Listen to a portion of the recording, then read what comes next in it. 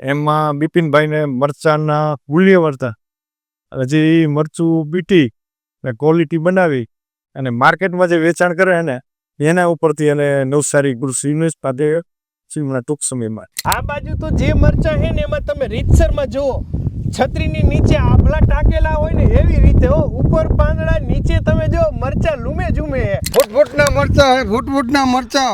વાવેતર કેટલા વર્ષથી કરો હો? 4 વર્ષ થઈ ગયા આપણે. આ વખતે 4 થી 5 અલગ અલગ વેરાયટી કરી છે. એક રેવા હે, એક મેજિક હે, એક કનૈયા હે, એક સાનિયા હે, આવી બીજી 1-2 વેરાયટી હે. એટલે નેચરલ કલર જે મરચાનો હોય ઈ પાવડરનો કલર એમનામ જળવાઈ રહે. બરાબર. એનો ઘાટો જ કલર રહે. ગયા વર્ષે માર્કેટમાં જે મરચાએ સૌથી વધુ ધૂમ મચાવી હતી એ એટલે કે નસીદપર ગામે બેચર બાપા અને બિપિનભાઈની વાડીનું મરચું એ અત્યારે હાલ આ સિઝન માટે પણ ફરી પાછું આવી ચૂક્યો છે. ત્યારે તીખું અને કલરમાં પણ વ્યવસ્થિત એવું મરચું અત્યારે હાલ આપણે જોવા માટે અને આ સિઝનમાં તમને કે રીતે અવેલેબલ થવાનું છે એની માહિતી માટે અત્યારે હાલ મરચા જે જગ્યા પર ગયા છે એ વિભાગમાં આપણે જઈ છીએ. પણ ત્યાર પહેલા બિપિનભાઈ અત્યારે હાલ આપણી સાથે જોડાના. સ્વાગત છે બિપિનભાઈ. નમસ્કાર રવિભાઈ. શું ગયે તમારા મરચા? કામ તો ઘણા વર્ષથી તમારે હવે ચાલુ કા વાવેતર કેટલા વર્ષથી કરો હો?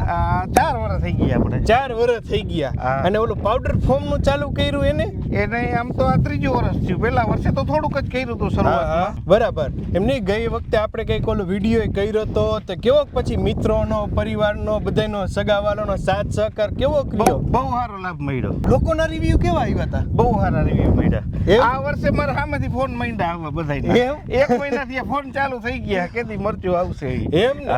અંદાજે આપણે ક્યારથી ચાલુ કરવાના? આપણે ચાલુ કરી દીધું, 1 અઠવાડિયું થયું. બરાબર.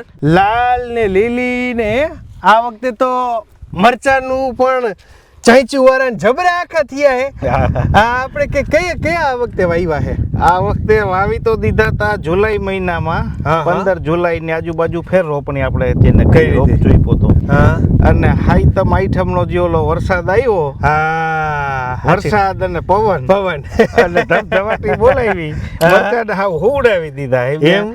પછી ધીમે ધીમે વળી આપણે થોડીક માવજત કરીને વાતાવરણ થોડુંક માફક આવતું ગયું અને પાછો એ મરચામાં જીવ આવતો ગયો ને આપણને થોડો કોન્ફિડન્સ આવતો ગયો કે હવે નહીં વાંધો આવે, થઈ જાય છે. આ વખતે તમે કઈક જાજી વેરાયટી વાવી? આ વખતે 4 થી 5 અલગ અલગ વેરાયટી કરી છે. એમાં એક રેવા હે, એક મેજિક હે, એક કનૈયા હે, એક સાનિયા હે, આવી બીજી 1-2 વેરાયટી હે.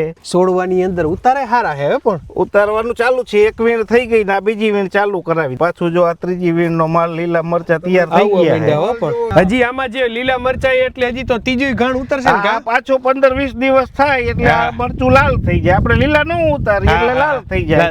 એટલે 15-20 દિવસે પાછી વળી આના પછીની વીણ થાય. આ બાજુ તો જે મરચા છે ને એમાં તમે રીતસરમાં જુઓ, છત્રીની નીચે આભલા ટાકેલા હોય ને એવી રીતે હો, ઉપર પાંદડા, નીચે તમે જો મરચા લૂમે ઝૂમે હે. બિપિનભાઈ આ ક્યાં મરચા હે?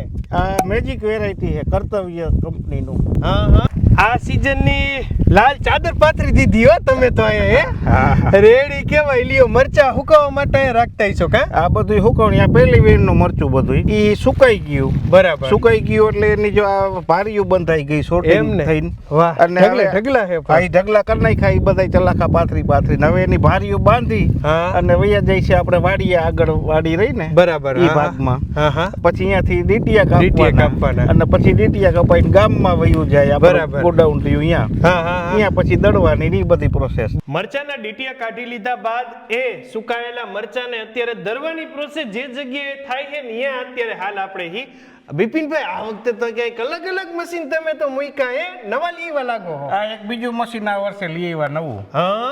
આમાં થોડીક સિસ્ટમ સારી આવે, નવી સિસ્ટમ. ઓકે.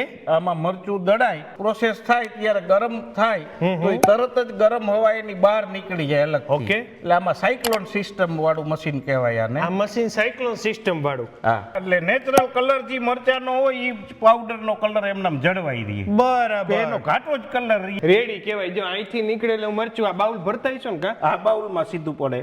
સમજાઈ ગયો. બાઉલ આખું ભરાઈ જાય એટલે કાઢી લે. પછી આ બાજુ જગ્યાએ ઓલું જે મિક્સ થાય, મિક્સર થાય, તેલનો પોટ લાગી જાય. હા.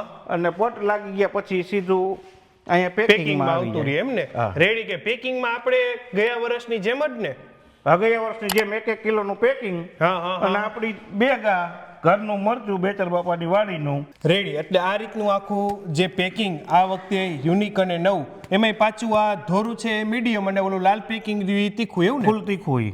સમજાઈ ગયું. હવે આપણું મરચું મેળવવા માટે એક તો મારા કોન્ટેક્ટ નંબર 9875515010 બિપિનભાઈ ગમે ત્યારે કોલ કરી શકે કોઈ પણ વ્યક્તિ. અને ત્યારબાદ મોરબીમાં આપણે જુદી જુદી સોસાયટીઓમાં એરિયા વાઇઝ આપણે આપેલું છે. એમાં એક તો ખાસ રામાયણ ટ્રેડિંગ મોરબી માર્કેટિંગ યાર્ડમાં ગિરીશભાઈને ત્યાંથી મળશે. બાલાજી પ્રોવિઝન સ્ટોર અવની ચોકડી એ નરેશભાઈને ત્યાંથી મળી જશે. ઉમિયા પ્રોવિઝન સ્ટોર ગુંડડા રોડ ઉપર ઉત્તમભાઈને ત્યાંથી મળી જશે. બહુચર પ્રોવિઝન ઉમા ટાઉનશીપમાં સંજયભાઈને ત્યાંથી મળી જશે. ભાવિકા કિરાણા સ્ટોર્સ ગોપાલ સોસાયટી દિનેશભાઈને ત્યાંથી મળી જશે. મારુતિ નંદન પ્રોવિઝન સ્ટોર નાની કેનાલ રોડ ઉપર બાબુભાઈને ત્યાંથી મળી જશે. શક્તિ ફ્લોર મિલ મહેન્દ્રનગર ગામની સામે જીતુભાઈને ત્યાંથી મળી જશે.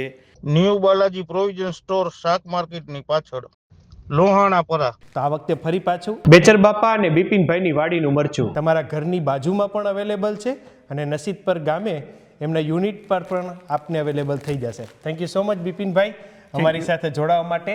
આપ લોકોનો પણ ખૂબ ખૂબ આભાર અમારી સાથે જોડાવા માટે. તમે લોકો તમારા Facebook page, YouTube channel, Instagram ઉપર અને હું હતો તમારી સાથે રવિ બરાસરા.